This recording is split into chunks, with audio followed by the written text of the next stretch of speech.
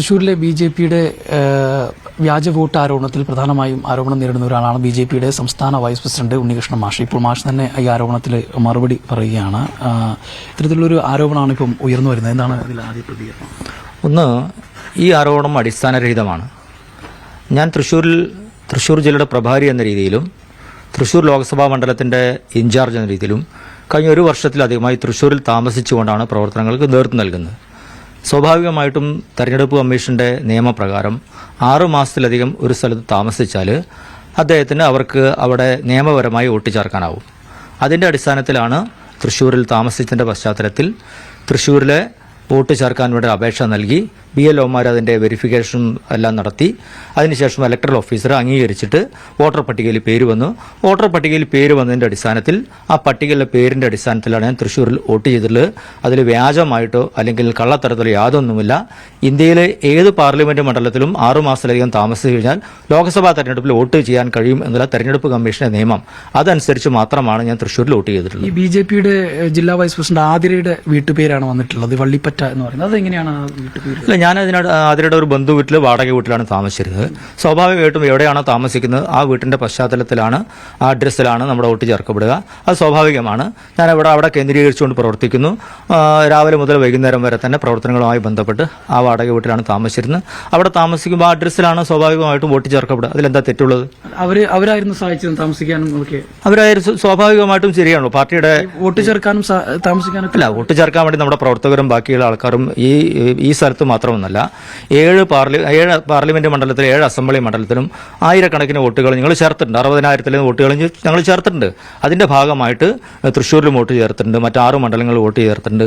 അതിന്റെ പശ്ചാത്തലത്തിൽ തന്നെയാണ് സുരേഷ് ഗോപി അവിടെ 70,000 വോട്ടിന്റെ ഭൂരിപക്ഷത്തിൽ ജയിച്ചിട്ടുള്ളത്. അപ്പോൾ അതിൽ വ്യാജമായിട്ടുള്ള വോട്ട് ചേർക്കലോ മറ്റു തരത്തിലുള്ള ന്യായമായ തെരഞ്ഞെടുപ്പ് കമ്മീഷന്റെ എല്ലാ നിയമങ്ങളും അനുസരിച്ചിട്ടാണ് വോട്ട് ചേർക്കപ്പെട്ടുള്ളത്. മറ്റ് ആരോപണങ്ങളെല്ലാം തന്നെ ഇപ്പോഴും വിജയിച്ചതിന്റെ പശ്ചാത്തലത്തിൽ ആ വിജയം ഉൾക്കൊള്ളാൻ കഴിയാത്ത 75,000 വോട്ടിന് 3,00,000 വോട്ടിന് വിജയിച്ച സുരേഷ് ഗോപിയുടെ വിജയം ഉൾക്കൊള്ളാൻ കഴിയാത്ത 2 മുന്നണികളും വ്യാജ ആരോപണങ്ങളുമായിട്ടാണ് വരുന്നത്.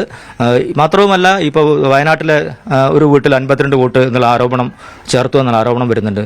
അതുപോലെ പ്രതിപക്ഷ നേതാവിന് 2 വോട്ട്, രമേശ് ചെന്നിത്തലയ്ക്ക് 2 വോട്ട്, ഇപ്പോൾ സോണിയാഗാന്ധി പൗരത്വം നേടുന്നതിന് മുമ്പ് തന്നെ വോട്ട് ചേർത്തു എന്നുള്ള ആരോപണങ്ങൾ വരുന്നുണ്ട്. അപ്പോൾ ഇത്തരത്തിൽ കേരളത്തിലെ 20 പാർലമെന്റ് മണ്ഡലങ്ങളിലും തെരഞ്ഞെടുപ്പ് നടത്തുന്നുണ്ട്. സുരേഷ് ഗോപി ജയിച്ച സ്ഥലത്ത് മാത്രം വലിയ വിഷയം എന്ന രീതിയിൽ ഉണ്ടാക്കുന്നതിന്റെ പശ്ചാത്തലം എല്ലാവർക്കും മനസ്സിലാവും. തൃശ്ശൂരിലെ വോട്ടർമാർക്കും ഈ കാര്യം മനസ്സിലാവും. അതുകൊണ്ട് ഈ ആരോപണത്തെ ഒന്നും പുച്ഛത്തിൽ തള്ളുകയാണ് ചെയ്യുന്നത്. വള്ളിപ്പറ്റ എന്ന പേരിൽ എങ്ങനെയാണ് ഒരുപാട് വോട്ടുകൾ വരുന്നത്? അല്ല, അതൊരു വലിയ കുടുംബമല്ലേന്ന്. ഒരു സാധാരണ നിലയിൽ ഇപ്പോൾ ഒരു കുടുംബത്തിന്റെ പേരിൽ, ആ കുടുംബത്തിന്റെ പേരിൽ നിരവധി ഒരു സ്ഥലത്തിന്റെ ഒരു ഗ്രാമത്തിലായാലും നഗരത്തിലായാലും ഒരു കുടുംബത്തിന്റെ പേര് ധാരാളം ഫാമിലിയിൽ താമസിക്കുന്നുണ്ടാവില്ലേ? അതുകൊണ്ട് സ്വാഭാവികമായിട്ടും അങ്ങനെ വന്നിട്ടുണ്ടാവും. മാത്രമല്ല, ഇന്ന് ഞാൻ മനസ്സിലാക്കിയിടത്തോളം ഇന്ന് നിങ്ങൾ ഒരു മീഡിയ ആരോപിച്ചിട്ടുള്ള നാഗലശ്ശേരിയിലെ ഉമാ മണികണ്ഠൻ എന്ന് പറയുന്ന ഒരു വോട്ടറോട് ഞാൻ സംസാരിച്ചു. ആ വോട്ടർ കഴിഞ്ഞ 80 മുതൽ തൃശ്ശൂർ പാർലമെന്റ് വോട്ടറാണ്. അവർ പുതിയതായി ചേർത്ത് വ്യാജ വോട്ട് ചേർത്തു എന്ന രീതിയിൽ ആരോപണം ഉന്നയിച്ചിട്ട് ഞാൻ അവരുമായിട്ട് നേരിട്ട് സംസാരിച്ചു. അപ്പോൾ അവർ പറഞ്ഞത് അവർ 80 മുതൽ അവിടെ പാർലമെന്റ് വോട്ടറാണ്, പുതിയ വോട്ടറായി ചേർത്ത്. മാത്രമല്ല, ഇത്തവണ വോട്ട് ചെയ്തിട്ടില്ല. അപ്പോൾ ബി.ജെ.പിയുടെ വിജയത്തെ താറടിച്ച് കാണിക്കാൻ വേണ്ടി, സുരേഷ് ഗോപിയുടെ വിജയത്തെ താറടിച്ച് കാണിക്കാൻ വേണ്ടി ആസൂത്രിതമായി 2 മുന്നണികൾ നടത്തുന്ന ഒരു രാഷ്ട്രീയ നാടകമാണ് ഇത്. ഈ നാടകത്തിൽ തൃശ്ശൂരിലെ ജനങ്ങളൊന്നും വീഴാൻ പോകുന്നില്ല.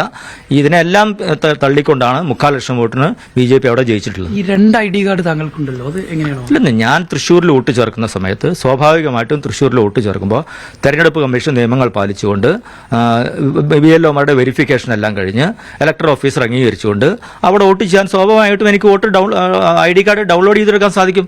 ആ ഡൗൺലോഡ് ചെയ്ത വോട്ടിന്റെ പശ്ചാത്തലത്തിൽ അവിടെ വോട്ട് ചെയ്തില്ല. ഇനി ആർക്കെങ്കിലും അത്തരത്തിൽ പരാതികളെ തെരഞ്ഞെടുപ്പ് കമ്മീഷൻ സമീപിക്കട്ടെ. ഇതുവരെ തെരഞ്ഞെടുപ്പ് കമ്മീഷൻ എന്താ ഒരു പരാതി കൊടുക്കാത്തത്? സുനിൽകുമാർ പരാതി കൊടുത്തിട്ടുള്ളൂ, മുരളീധരൻ പരാതി കൊടുത്തിട്ടുള്ളൂ, SP-ക്കും ബാക്കിയാണ് പരാതി കൊടുത്തത്. തെരഞ്ഞെടുപ്പ് കമ്മീഷന് തെളിവ് സഹിതം പരാതി കൊടുക്കട്ടെ. അതല്ല അവർ ചെയ്യേണ്ടത്. 1.5 വർഷമായി തെരഞ്ഞെടുപ്പ് കഴിഞ്ഞു, 1.5 വർഷം ആവാൻ പോകുന്നു. തെരഞ്ഞെടുപ്പ് കഴിഞ്ഞ് ആദ്യം പറഞ്ഞു പൂരം കലക്കിയിട്ടാണ് ജയിച്ചത്. പിന്നെ പറഞ്ഞു വോട്ടിംഗ് മെഷീന്റെ വിഷയമാണ് തെരഞ്ഞെടുപ്പിൽ പരാജയത്തിന് കാരണം.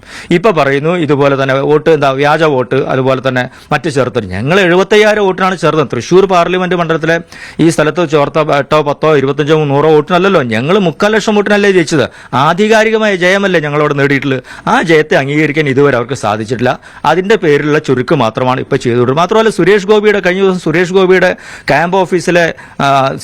ക്യാമ്പ് ഓഫീസിൽ കരിയോല വെച്ചൊരു ചെരുപ്പുമാല. ഇത് സുരേഷ് ഗോപി അപമാനിക്കുന്നില്ലല്ലേ? സുരേഷ് ഗോപിക്ക് വോട്ട് ചെയ്ത 4,12,366 പേരുണ്ട്. അവരെ അപമാനിക്കുന്ന തുല്യല്ലേ? ജനങ്ങൾ തോൽപ്പിച്ചതിന് BJPയുടെയും സുരേഷ് ഗോപിയുടെയും നെഞ്ചത്ത് കയറാൻ വരുന്നതിനാ. അത് അവരെ സംബന്ധിച്ചോളം ഒരു ധാർഷ്ട്യത്തിന്റെ ഭാഗമാണ്. അത് ഞങ്ങൾ അംഗീകരിച്ചു കൊടുക്കാൻ തയ്യാറില്ല. ഞങ്ങളെ സംബന്ധിച്ചോളം ന്യായമായ നീതിയുക്തമായ തെരഞ്ഞെടുപ്പ് കമ്മീഷന്റെ എല്ലാ നിയമങ്ങളും അംഗീകരിച്ചുകൊണ്ടുള്ള വോട്ടുകളാണ് ഞങ്ങൾ ചേർത്തത്. ഞങ്ങൾ വോട്ടുകൾ ചേർത്തിട്ടുണ്ട്. 60,000-70,000 വോട്ടുകൾ ചേർത്തിട്ടുണ്ട്. ഞങ്ങൾ നല്ല ഭൂരിപക്ഷം അവിടെ ജയിച്ചിട്ടുണ്ട്. ഈ 2 ID കാർഡ് എന്ന് പറയുന്നത് നിയമപരമായി തെറ്റില്ല. അങ്ങനെയാണെങ്കിൽ അതിന് അല്ല, 2 ID കാർഡ് ഉണ്ടെങ്കിൽ ഞാൻ ചോദിക്കട്ടെ, അങ്ങനെ എന്തെങ്കിലും പരാതികളും പരിഭവങ്ങൾ ഉണ്ടെങ്കിൽ അത് തെരഞ്ഞെടുപ്പ് കമ്മീഷന് പരാതി കൊടുക്കട്ടെ എന്ന്. തെരഞ്ഞെടുപ്പ് കമ്മീഷന് പരാതി ഞാൻ രണ്ട് സ്ഥലത്ത് വോട്ട് പല ആൾക്കാർക്കും ഉണ്ടല്ലോ. 2 സ്ഥലത്തും വോട്ട് ചെയ്താൽ തെറ്റാണ്. ഇപ്പം എന്നെ സംബന്ധിച്ചോളം തൃശ്ശൂർ വോട്ടുണ്ട്, അല്ലെങ്കിൽ ഇവിടെ വോട്ടുണ്ടെന്ന് വിചാരിക്കുക. ഞാൻ 2 സ്ഥലത്തും വോട്ട് ചെയ്യാൻ പോയി കഴിഞ്ഞാൽ അത് തെറ്റാണ്. ഇനി മാത്രമല്ല, ഞാൻ തൃശ്ശൂരിൽ വേറൊരാളുടെ പേരിലാണ് വോട്ട്, അങ്ങനെയാണ് അത് കള്ളവോട്ടാണ്. ഞാൻ ചെയ്ത ന്യായമായ വോട്ടാണ്. എൻ്റെ തൃശ്ശൂരിൽ നിന്ന് എനിക്ക് ലഭിച്ച ID കാർഡ് ഉപയോഗിച്ച് തൃശ്ശൂരിലാണ് ഞാൻ വോട്ട് ചെയ്തത്. തൃശ്ശൂർ പാർലമെന്റ് മണ്ഡലത്തിലാണ് ഞാൻ 1 വർഷത്തെ താമസിച്ചത്. ഞാൻ ആ ID കാർഡിൽ മറ്റൊരു ID കാർഡുമായിട്ട് ഞാൻ ഇവിടെ വന്ന് വോട്ട് ചെയ്തിട്ടുണ്ടെങ്കിൽ അത് ഗുരുതരമായ ക്രിമിനൽ കുറ്റമാണ്.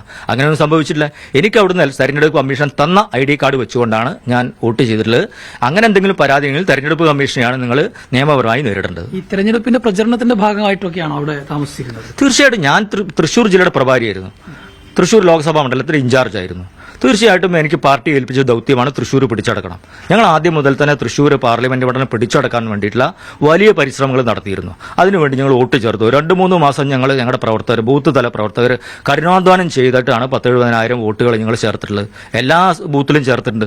ആ ചേർത്തതിന്റെ പശ്ചാത്തലത്താണ് 1275 ബൂത്തിൽ 696 ബൂത്തിൽ ഞങ്ങൾ 1ാം സ്ഥാനത്താണ്. 304 ബൂത്തിൽ 2ാം സ്ഥാനമാണ്. രണ്ടും കൂട്ടിച്ചേർത്താൽ 1000 ബൂത്തിൽ 1ാം സ്ഥാനോ 2ാം സ്ഥാനം ഞങ്ങൾ നേടി. ആധികാരികമായ ജയമാണ് നേടിയിട്ടുള്ളത്. ഈ ആരോപണം ഉന്നയിക്കുന്ന 10 വോട്ട് ചേർത്തിട്ടൊന്നല്ല ഞങ്ങൾ ജയിച്ചിട്ടുള്ളത്. ഞങ്ങൾ ജയിച്ച 3,400,000 വോട്ടിനാണ്. നിങ്ങൾ ആലോചിച്ചു നോക്കണം. 2019 പ്രതാപന്റെ ഭൂരിപക്ഷം 1 ലക്ഷമാണ്. 2021 7 അസംബ്ലികളുമായി LDFന്റെ ഭൂരിപക്ഷം 1,00,000-അധികമാണ്.